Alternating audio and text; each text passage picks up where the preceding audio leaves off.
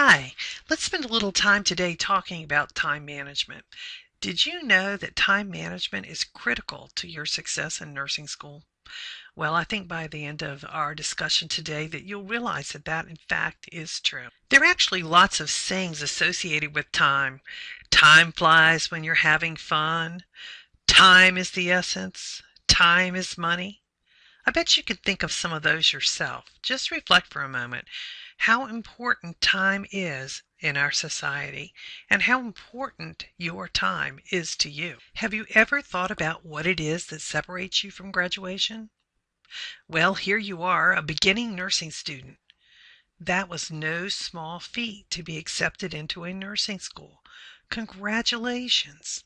But there you want to be at graduation, ready to sit for your NCLEX examination so that you can fulfill your dream of becoming a registered nurse. Well, it seems to me, in looking at the words here and there, that the T is what is separating you from graduation. And for our purposes, that T stands for time management. How are you going to manage your time in these next 2 years to ensure that you're successful in nursing school? I think first it's important that we figure out how are we using our time right now so that we can decide how we can use it most effectively. So to fulfill that idea, let's do a little project called our plate project. And what we want to find out is how full is your plate? Is your plate so full that you can't possibly eat all the activities that you have scheduled for yourself? If that's the case, it'll be very difficult for you to be successful in nursing school because success in nursing school will take a lot of your time. Well, here's your plate. Everybody's plate is exactly the same. All of us get 24 hours in a day. Not a minute more, not a minute less. We all get exactly the same. And how we decide to use that time, again, will determine how successful you are in nursing school. So let's see what's on your plate today. First, let's add to your plate a big helping of nursing school. You can see that I think nursing school will take a lot of your time in the next 2 years. You see, it's not just the time that you spend in the classroom, it's the time that you'll spend in lab and clinical practicing to become a proficient nurse. Then there'll be long hours of studying because for every hour that you spend in the classroom, it's best if you spend at least 3 hours on the outside studying. Now that we've added nursing school to our plate, all of us have nursing school that are in this class, but each one of us will have individual needs and responsibilities that will vary from individual to individual. And by assessing each one of those needs, you'll be able to determine how full your individual plate is. So to that end, I have created a little activity for you to participate in where you can drag and drop elements onto your plate that represent how full your plate is or how busy your life is. So take advantage of this activity and assess where you are and how you're spending your time. We'll get more to that activity in just a minute. But for now, let's continue in adding things to our plate. Okay, now you can see I've added a non-nursing class to the plate. This is for students who are taking classes other than a nursing class. Some of you may even be taking 2 non-nursing classes. And if that's the case, you would need to put 2 more books on your plate that say non-nursing class. Now, many of you, I'm aware, work. Working can take a lot of your time. So I've added a little icon up there to represent working. Now, if you work just part-time, you can put one of those little icons up on your plate. If you work between 20 and 40 hours, I'd like you to add another icon to your plate representing how much time you actually spend on the job. If you work 2 part-time jobs, certainly you need to put one icon on for each part-time job. If you work in a volunteer activity for more than 10 hours a week, That's almost like a job, so let's go ahead and add an icon for that as well.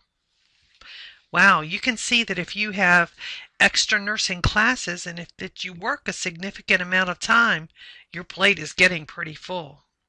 Now remember, when you're doing the plate activity, the idea is that everything would stay on your plate and nothing would be hanging off. So all activities need to fit within the confines of the plate, or maybe you need to evaluate how you're spending your time so that all will fit on the plate. Well, next I've added the area of family. Family is very important to all of us. So if you're married, go ahead and put that little icon representing that you're married on there. If you have children, well, certainly you'll need to put an icon on for each child that you have.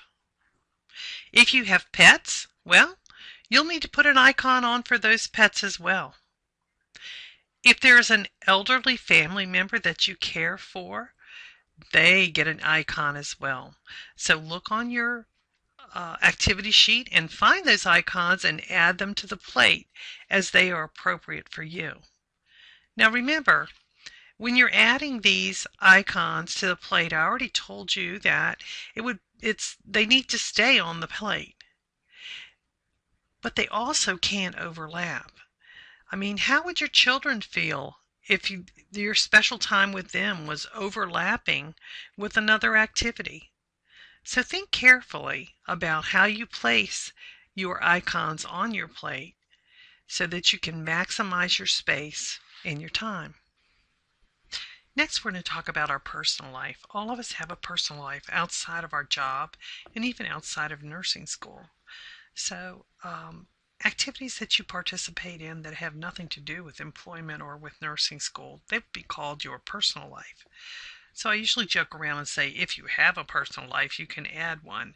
But reality is, if you, say, attend church once a week, many people attend church, you can put on the church logo. If you attend church more than once a week, say twice a week, maybe you need 2 church icons to capture that. Some of us even have hobbies or even a hobby business. So if you have a hobby that takes a lot of your time or even a hobby business, you probably are going to want to put the hobby icon on your plate. Now, continuing, if you're a fastidious housekeeper, maybe you're going to need to put the icon that has to do with cleaning. Or maybe if you are an excellent chef, you're going to have to put on the icon that has to do with cooking. Or maybe you're an exercise fanatic and you love to exercise all the time. If you're exercising at least 3 times a week, you need to put on an icon for exercise. This is a little capture of what my life looks like in a glance. I'd be interested to see what your life looks like as well. Okay, now it's your turn to create a plate of your own using the interactive activity that I have posted on Blackboard for you. Follow the directions included with this activity. Most of all, remember to have fun with it, but at the same time take it very seriously, because proper managing of your time can augment your success in nursing school.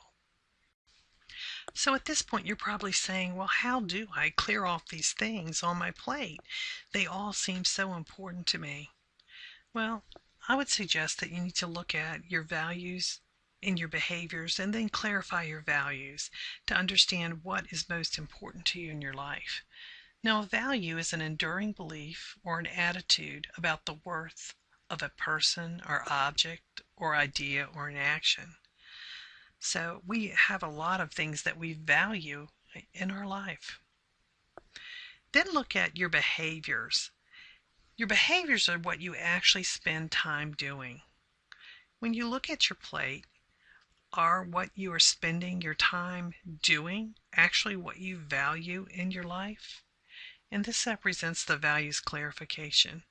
We need to be spending time doing the things in our life that we truly value. Let's look at this activity by Stephen Covey called Big Rocks First. I think it'll help to exemplify this idea. Do you ever feel like you get bogged down in the thick of thin things? Well, that might be analogous to all these little, small things that tend to fill our lives. And that just little by little, they just accumulate. Now, your job, you can't go above this, is to get all those large rocks in the jar. Good luck.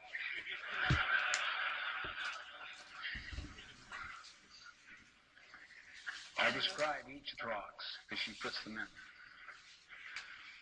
What's that one called? Q2, planning, preparation. Right. Planning, preparation, prevention, and empowerment. Q2. That which is not urgent but important. Right. Can I put this down? Sure.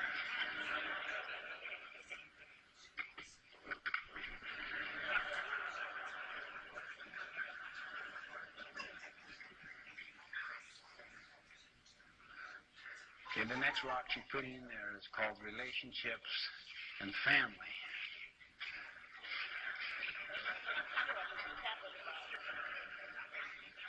She's trying to make it so she can get them all in there on the assumption that by moving the other ones around, it makes more space. We didn't look at that third rock you put in there. That's employment, some key employment issue, and then you put major projects here. Yeah, that's fair.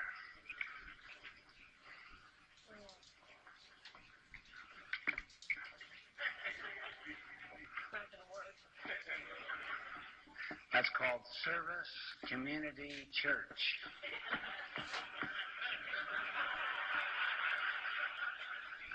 Do you ever feel like this? Yes. How many feel like this?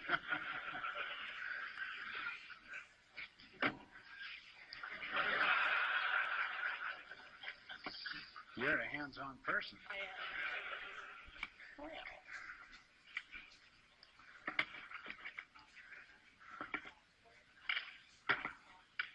That's not very good.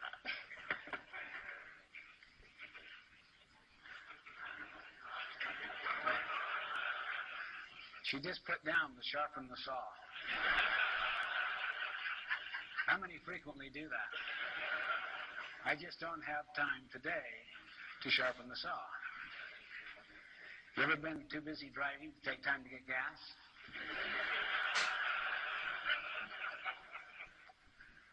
It's almost. Wow. You know, if it doesn't fit, force it. Do I have to really put all of these in there? Well, no. You can neglect the big opportunity if you want.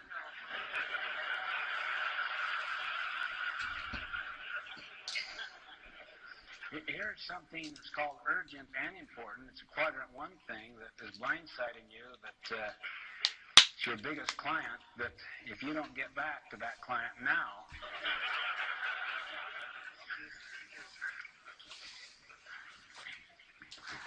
you've given up your vacation. I'll tell you what you can do if you want to. You can work out of a different paradigm altogether. You can do anything you want. So I can use that bucket. That's what you're saying. Anything, yeah. Well, then I'd rather put these in the bottom. And then for the little pebbles on the side.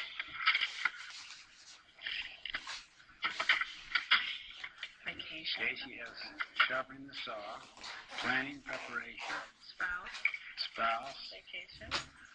employment, Big opportunity. big opportunity, Important and urgent. Block of time.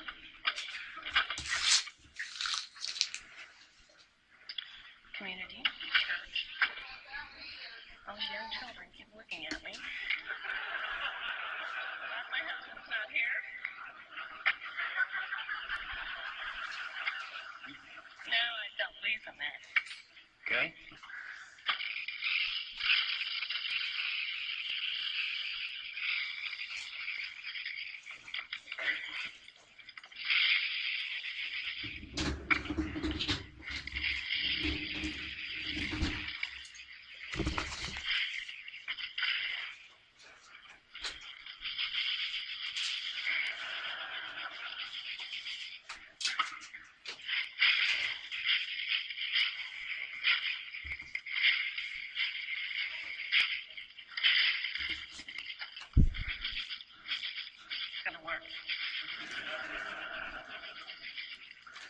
You got all the important things in first, right? That's right.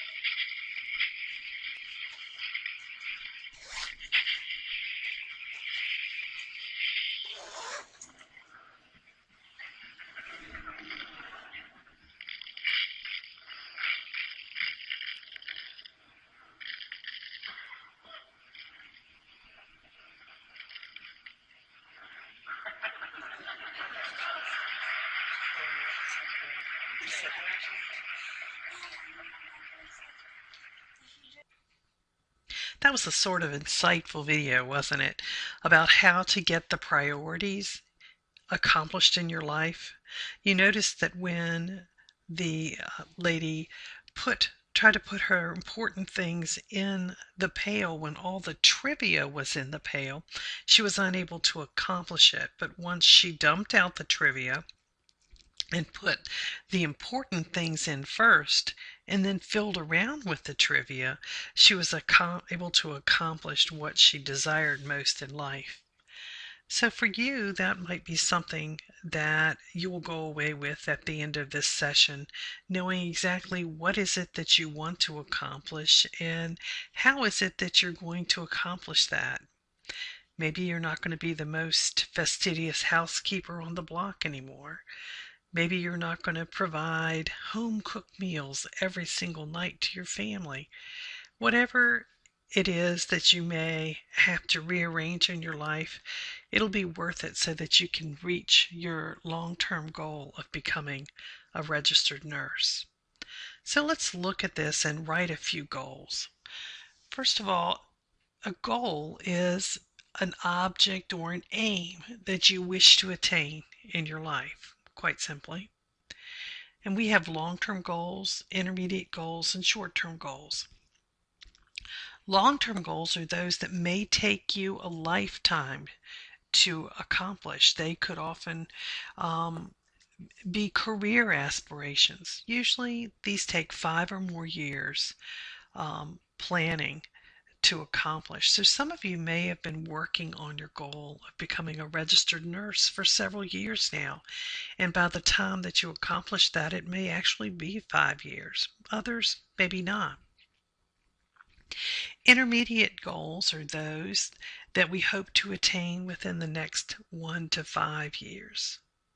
And then short-term goals or short-term aims are those that will take hours to months to attain.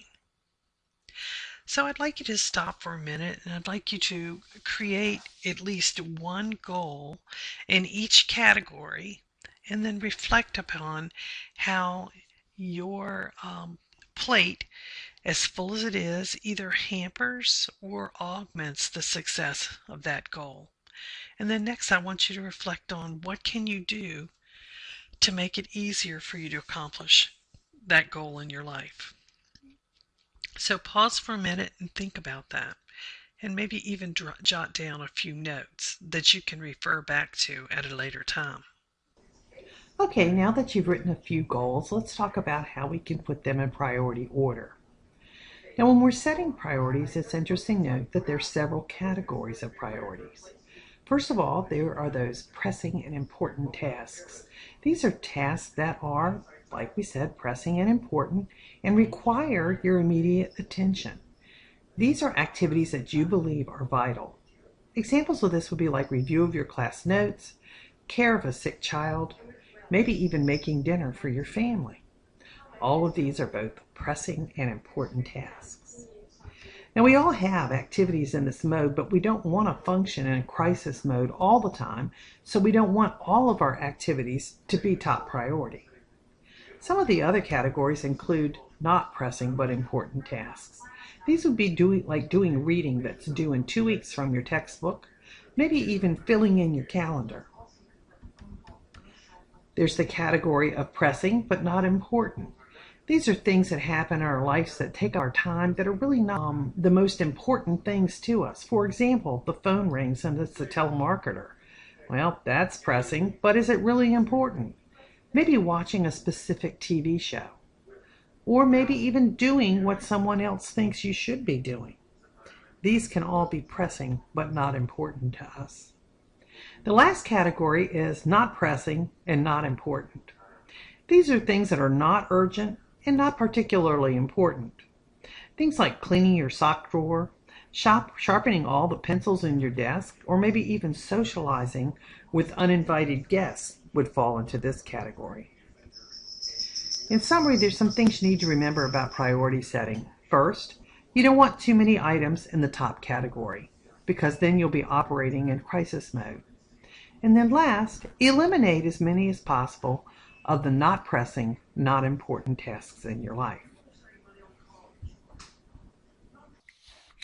Okay, let's talk a little bit about getting organized because when you're organized, you'll be better able to accomplish those goals that you set for yourself.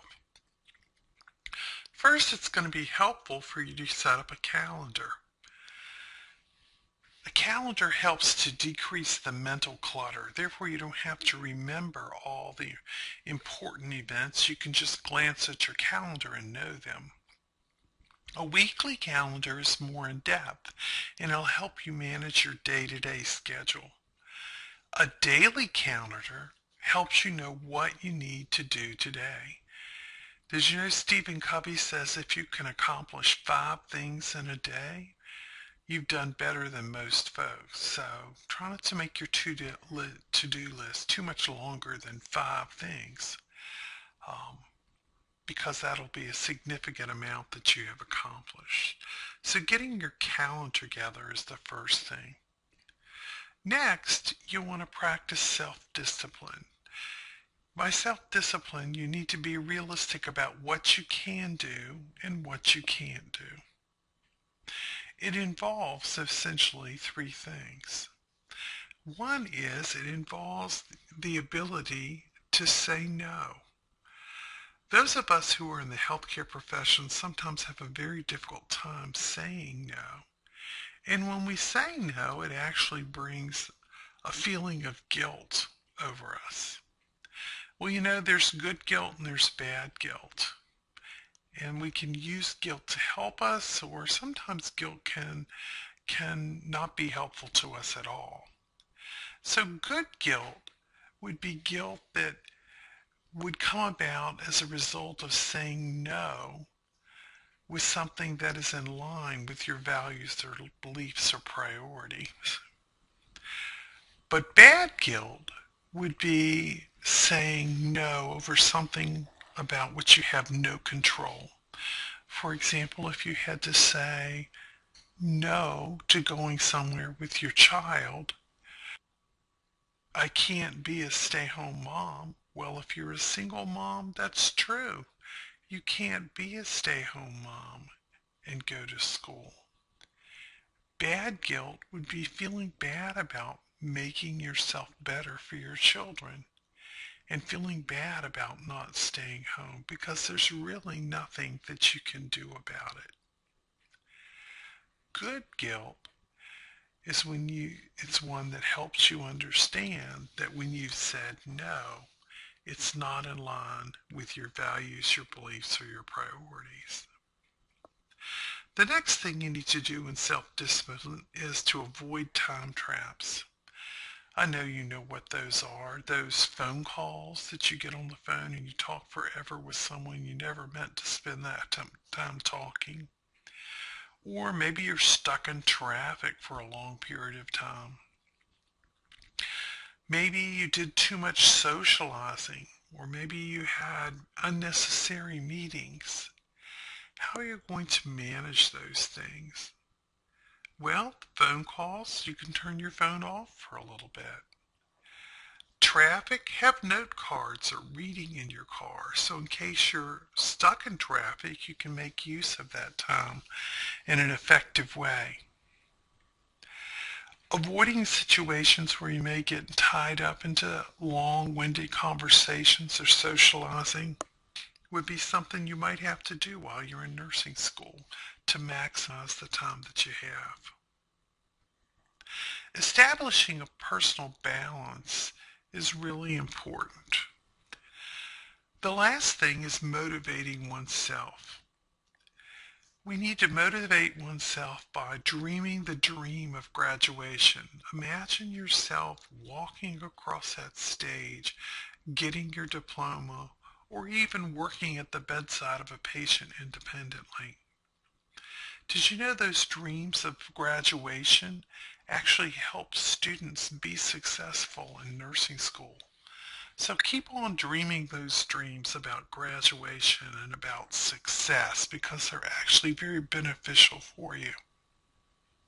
Other ways you can motivate yourself is certainly when you get your grades, that's motivating. Or maybe you're going to say, if I'll just study this much or read this much, I could go out to dinner. That's motivating to yourself as well. The next thing you're going to have to do is establish balance, personal balance.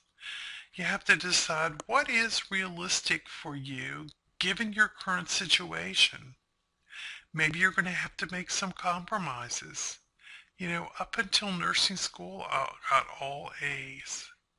Well, now maybe because you're in nursing school and it's different and it's taking a lot of your time, you're going to have to say, I wonder if getting all A's is realistic.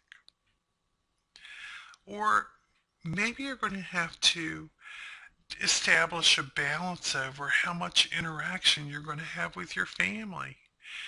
If you used to go to family dinner on Sunday and spend all Sunday afternoon and into the evening with your family talking, maybe those sessions are going to have to be a little bit shorter while you're in nursing school. That is certainly for you to decide. The next thing you might want to do is start to delegate some of your tasks. Who in your family can carry out some of the tasks that you routinely do? Next, overcome procrastination. This is a big one.